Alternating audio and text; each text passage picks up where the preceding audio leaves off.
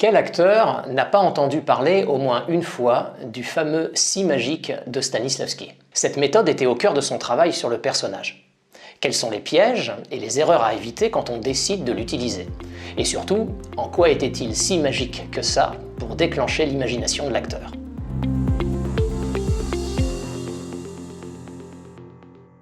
Stella Adler, grande pédagogue américaine et professeure entre autres de Marlon Brando, Annette Bening ou encore Robert De Niro, nous dit « Le talent, c'est quand l'imagination fonctionne ».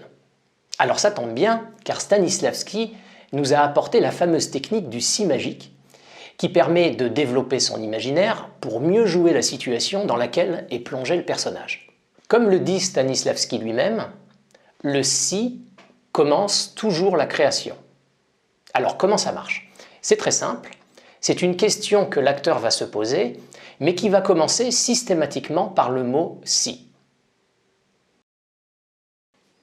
Par exemple, au lieu de dire à une actrice « tu es Juliette et tu aimes Roméo au point de vouloir l'épouser », on va plutôt lui dire « si tu étais Juliette et que tu aimais Roméo au point de vouloir l'épouser, alors ?» Et cette formulation va immédiatement déclencher l'imaginaire. La première phrase, « Juliette aime Roméo au point de vouloir l'épouser », est une affirmation, un fait établi. Ça ne va pas forcément déclencher votre imagination, car on n'attend rien derrière la phrase, on fait juste un constat, point. La deuxième phrase, par contre, pose le problème de manière tout à fait différente, car elle pousse à apporter une réponse de la part de l'actrice qui a envie de compléter la phrase. Si tu aimais Roméo au point de vouloir l'épouser, alors par exemple, je chercherai à savoir comment je peux le revoir très vite. Alors, sachant que nos deux familles sont ennemies, je chercherai une solution pour l'épouser en cachette. Alors, j'irai tout de suite demander à ma nourrice de m'aider à prévenir Roméo de mes intentions de l'épouser le plus rapidement possible, etc., etc. Le si est magique car il stimule et déclenche l'imaginaire de façon tout à fait naturelle et sans effort. Petit exercice. Et si vous étiez nommé aux Oscars pour avoir magnifiquement interprété un rôle au cinéma et que vous deviez écrire un discours pour le soir de la cérémonie au cas où vous seriez l'heureux élu? Allez-y, imaginez. Vous voyez, les images commencent déjà à apparaître, d'elles-mêmes, toutes seules. Et elles déclenchent peut-être même en vous des émotions. De l'excitation et de la joie, j'imagine, avec peut-être une petite touche d'appréhension. Sentez comme certaines images sont plus stimulantes que d'autres. Toutefois, attention, il y a un piège.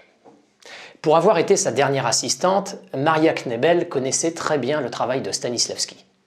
Elle nous dit ceci. Le si donne une impulsion à l'imagination de l'interprète. Mais cette imagination elle-même n'est pas libre. Elle est limitée par les circonstances proposées de la pièce et agit dans le cadre de ces circonstances. Stanislavski récusait l'imagination aveugle qui va au hasard sans qu'aucune direction ne lui soit donnée. Une erreur typique, en effet, que font beaucoup d'acteurs, c'est de penser qu'ils doivent imaginer toute la vie du personnage pour pouvoir le jouer correctement. Premièrement, c'est impossible, car c'est sans fin, et surtout, deuxièmement, c'est inutile et complètement inefficace. Ne vous posez donc pas des questions sur le personnage qui ne sont pas absolument nécessaires pour jouer la situation. Cela ne ferait que vous encombrer et aurait pour conséquence de vous bloquer dans votre jeu au lieu de vous libérer. Alors, voici un exemple du genre de questions délirantes qui amènent des réponses qui ne servent absolument à rien pour mieux jouer votre personnage, pour mieux jouer la situation.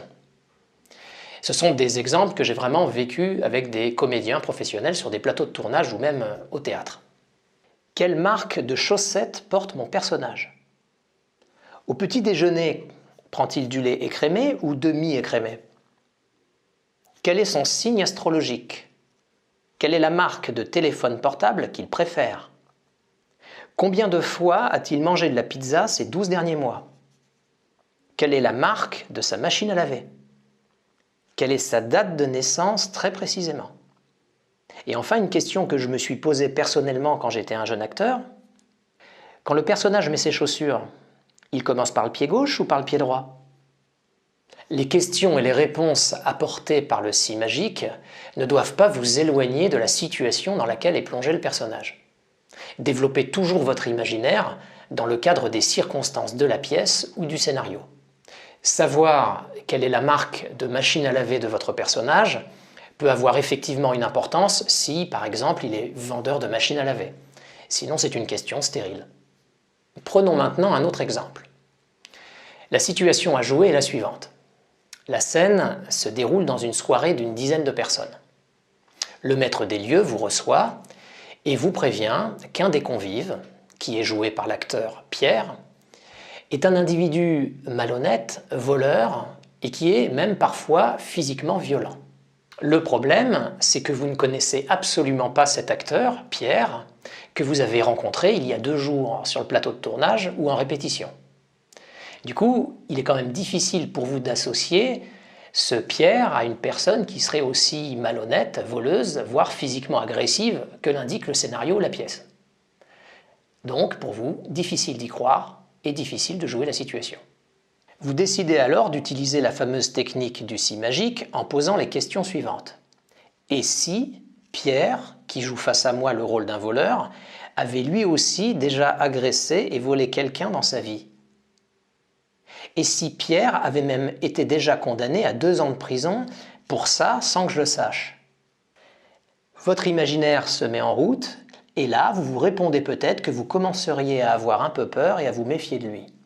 Très bien, mais attention, une des erreurs typiques que commettent les acteurs quand ils utilisent les questions du si magique, c'est de penser qu'il faut en attendre une réponse émotionnelle. J'ai d'ailleurs volontairement répondu en disant « j'aurais très peur et je me méfierais de lui ». Ok, peur et méfiance. C'est tout à fait probable. Mais le problème, c'est que l'état émotionnel n'est pas suffisant pour jouer. L'émotion n'est qu'une des composantes de la situation de jeu. En fait, un des problèmes du si magique, c'est qu'on sait parfaitement comment commence la question, avec le mot si, mais on ne sait pas du tout comment finit la question. Et on peut donc la finir comme bon nous semble. Et c'est là le piège. On a trop souvent tendance à influencer la réponse en complétant la question de cette manière-là. Et si Pierre avait déjà agressé et volé quelqu'un dans sa vie, qu'est-ce que je ressentirais?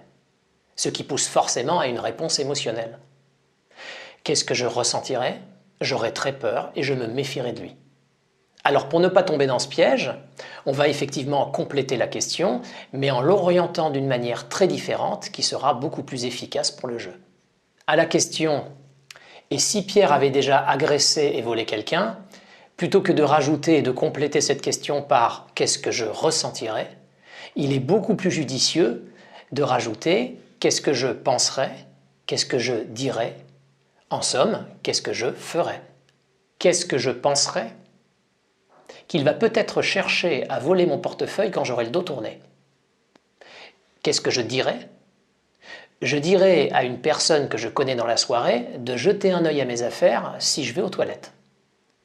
Qu'est-ce que je ferais? Je déplacerai tout simplement mes affaires pour les garder tout le temps bien à l'œil. Lors de sa mise en scène de la pièce Othello de Shakespeare, Stanislavski parle du travail d'un acteur de la manière suivante. Ce qu'il importe de savoir, c'est comment l'acteur, en tant qu'être humain, aurait agi si les circonstances qui entourent Othello étaient réelles et si la dague était vraie. En pensant comportement et non plus seulement émotion, non seulement vous allez jouer correctement la situation, mais au passage, toutes ces actions vont faire naître en vous plus facilement l'état émotionnel propre à la situation. Pourquoi? Car cet état émotionnel va maintenant pouvoir s'appuyer sur des actions concrètes très simples à jouer. Un mouvement physique, une parole précise, une pensée claire. Une autre formulation du si magique est proposée par Maria Knebel elle-même, qui dit « Le si ne fait que poser la question « Que se passerait-il si ?» Attention toutefois, le terme « Que se passerait-il si ?» peut nous pousser à répondre en disant « Je ressentirai ceci ou cela ». Et du coup, on retombe dans le piège de l'état émotionnel. Voilà pourquoi, personnellement, je préfère commencer la question par le terme « Qu'est-ce que je ferais si ?» L'émotion est une composante importante et même fondamentale du jeu, mais pas suffisante, car elle ne pousse pas forcément à l'action. Alors qu'au contraire, la question « qu'est-ce que je ferai ?» va vous mettre directement en action et vous forcer à agir comme le personnage. Un des grands secrets du si magique est donc de formuler la question en commençant par « qu'est-ce que je ferais si ?» et non pas en utilisant le terme « qu'est-ce que je ressentirais si ?» Pour résumer cette vidéo sur le si magique de Stanislavski, voici ce qu'il faut retenir. Premièrement, le si n'est pas une affirmation, mais pose une question qui stimule l'imaginaire.